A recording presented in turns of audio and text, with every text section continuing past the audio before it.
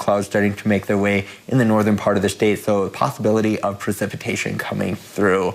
So for now, that's all I've got. But cloud cover at night is pretty decent because it's going to keep the temperatures a little bit warmer. We do have some snow showers that are trying to make their way into the Tetons area, but it's almost like there's this invisible barrier that continues to make all of the precipitation just disappears. The amount of dry air that we have in the state. Welcome back, everybody. We got this fire weather warning in effect until 8 p.m. tonight for portions of Albany, Carbon, Laramie, and Platte County for the areas shaded in pink. Now, we will have this kind of as with the higher winds. We got some dry air going over there too, so if you're gonna light up the grill, I would absolutely urge caution as you do so. And looking at the radar satellite for the state, we did have some showers in the very northeast corner of the state. Those have been pushing off into the Dakotas. And as we zoom out a bit more to the regional satellite radar, we do have some cloud covers that are starting to make their way mostly into the northern part of Wyoming. So nothing too significant. We will have some precipitation coming through later on in the afternoon for higher elevations up in the northwest. Like I said, we might have some rain showers coming through in the very northwest corner of the state.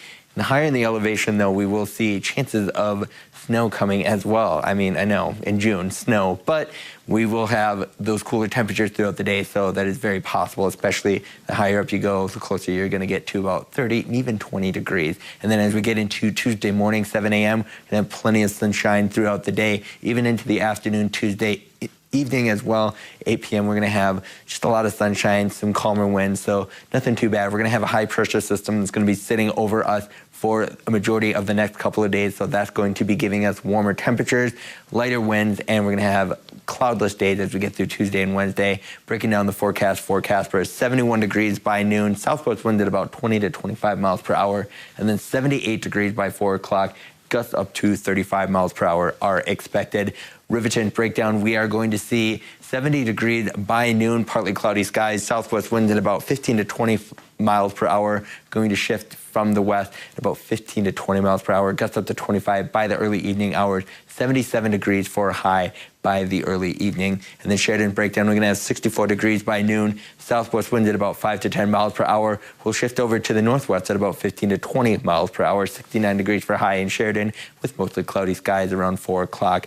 Breaking down the corners around the state, we will have a lot of 60s and 70s up in the northeast. We'll have 71 in Gillette, 73 in Wright, 77 in Glenrock and Evansville. Down in the southeast corner, we're going to have even 80 for the day today. You got 80 degrees in Douglas, Wheatland, and Torrington, 82 degrees in Glendo.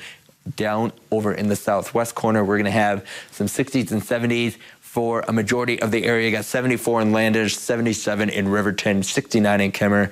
A little bit cooler in Alpine, 55 degrees for a high today, and then up in the northwest, slightly cooler up in Yellowstone as well. 53 degrees in Yellowstone, 60 in DuBois, 67 in Cody, and 76 in Thermopolis. And then breaking down that 7-day forecast for Casper, we will have temperatures getting back into the mid-90s by Thursday, and then chances of scattered and isolated showers expected Friday, Saturday, and Sunday. So not the greatest end to the week, but nothing too bad. And then dropping back down to 62 by next Sunday.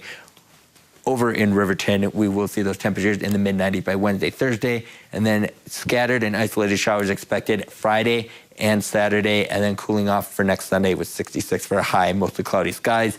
Up in Sheridan, we'll see those temperatures getting to the mid-80s for a high for Wednesday and Thursday, and then dropping down to the mid-60s by the end of the next weekend with scattered showers on Friday and isolated showers on next Saturday.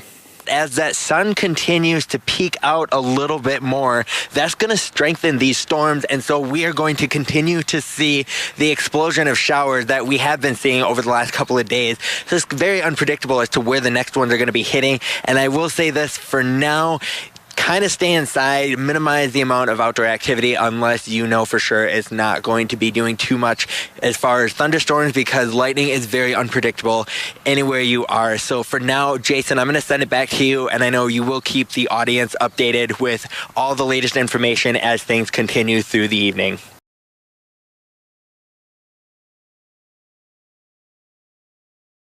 Sam Morella, after this school year, Willard Elementary staff will close their doors permanently. But today, they had smiles on their faces during their end-of-the-year celebration. Putting trash in somebody else's dumpster can result not only in a fine, but a possible misdemeanor as well. Temperatures can reach triple digits in just 10 minutes, which is why it's important to check your back seats for children or animals. Even though there's a national shortage on Christmas trees, Wyoming residents don't need to worry about that particular issue this Christmas season. The underdog story of the year, Natrona County High School boys soccer team claimed the 4A state championship, the least likely contender to do so. Ranked at the 4 seed coming out of the West region, the team came together and pulled off the upset of the year. We had our ups and downs, but we really put it together, that tournament, and it's amazing. I'm so proud of everybody. I'm so happy for our coaches, and it's really cool to bring it back to NC. It was absolutely amazing. But, coming into this year, I knew we had it in us. I knew if we tried hard enough, we could definitely make it. It was crazy. Like, nobody really thought we were going to do it, and then I think we just all came together as, almost like a brotherhood team, and then just pulled it off. It was crazy. We went on like a 6-match skid of just losses after starting the season really hot. And so that was really good for us just because it kind of added some fuel to the fire. It's the only way that I wanted this season to end. At the beginning of the season, we had played some really nice soccer, went through a mid-season slump, which was kind of disheartening. But as soon as we got to regionals and we had played really well, just not quite the results that we wanted, I knew, especially after we beat Thunder Basin, we had a chance. It's crazy. Like our coaches said, we just have to focus first game, win the first game. And that was a great game. We finally got the upset title. We've always had the lucky win or barely win, or it's awesome to have that finally upset. On the paper said upset king, which was really cool.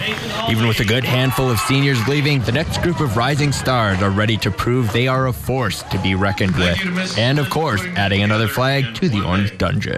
I hope we can just go out and do the same thing. It'll be a little tougher. We have a target on our back now, but I think we can get it done. Coming in next year as a state champion, we'll definitely have a target on our back, and we'll be expected to do some big things, but losing 8 good seniors, that'll be a hit, but we've got talent to back those places up. Just to be as competitive and get to that same level and compete at least and just get there, really. Even head coach Chad Miller shared an emotional moment with the team, finding it difficult to express in words. Just have to come out and play the way we're capable of.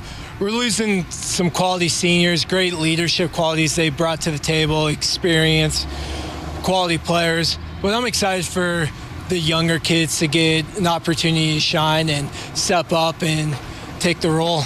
Outgoing seniors give advice to their teammates, hoping to keep the fire going and bring home another state championship. No matter what, on the practice field, on game, just give it your all, because you may never know when your season's going to end. Give it your all every game, but maybe take some time to appreciate how special it is to be on a team like this, and take some time to be grateful, because it's really special.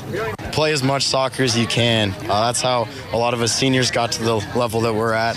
We just play constantly, and we always want to be out getting better with our friends. The coaches did give some last advice to seniors heading off to new adventures. I'm super proud of them for their hard work. I'm excited and feel blessed and honored to get to know them on and off the soccer field, and just wish them the best for future endeavors. While this chapter comes to a close, it was the perfect ending for all the seniors. Heath Bradberg, News 13 Sports, Casper. What started as one call to 911 dispatch 911, what is the address of your emergency? There's a man walking in the middle of the road down 15th Street. He's waving it looks like a crowbar. It couldn't be different. He tried to hit my car with it. ended in one man's death. There's been a great deal of conjecture on why less lethal force was not used. There's been concerns that officers chose not to use pepper spray, for example, because of the very forceful winds that were present that night. There's been conjecture that they chose not to use a taser because of the likelihood of winter clothing and the inability for tasers to work through thick clothing. 36-year-old Douglas One Year of Casper died after officers warned him before shooting 5 rounds. We are mindful of the ongoing grief and emotions that the family and friends of Mr. One Year may be experiencing, and no part of this information is intended to disparage Mr. One Year or cause additional pain to his family or his friends. In this video, One Year can be seen from security cameras at the Centennial Loaf and Jug, threatening the clerk. I'm at the Loaf and Jug on Centennial Boulevard. What's going on? I had a guy just come in with a sword and broke a bunch of my machines and threatened to kill me, and he was just talking crazy stuff, he's literally crazy. McFeeters says 1 year had a mental disability. An autopsy report showed medical and illicit drugs were in his blood system. The two responding officers, Jonathan Schlager and Cody Myers, did call for medical attention when 1 year was unresponsive after being shot. All of these things pale in comparison to the sheer rapidness with which this encounter occurs. Is he still there? Heath Bradberg. Well, he just walked out the front door, and I came in the office and locked the office door. News 13, Casper. Morella, Sam, students were placed on lockdown earlier in the Glen Rock schools here in Converse County. And as you can see behind me, there's still a building that is been smoking. The fire started about 2 hours ago.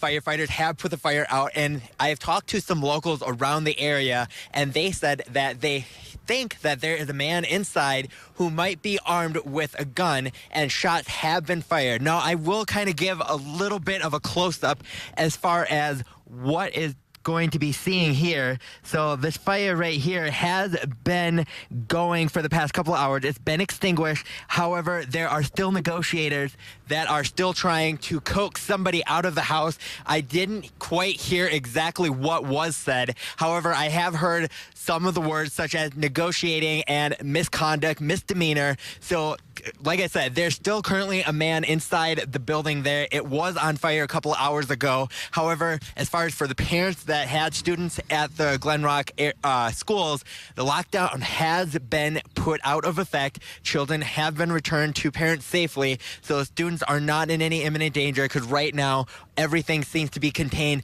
to this one building. So for now, that's all the details I've been given. Police are unavailable to give any more details. Sam, Morella, I'll have more later tonight about what exactly may have happened if people are available to talk. Back to you guys in the studio.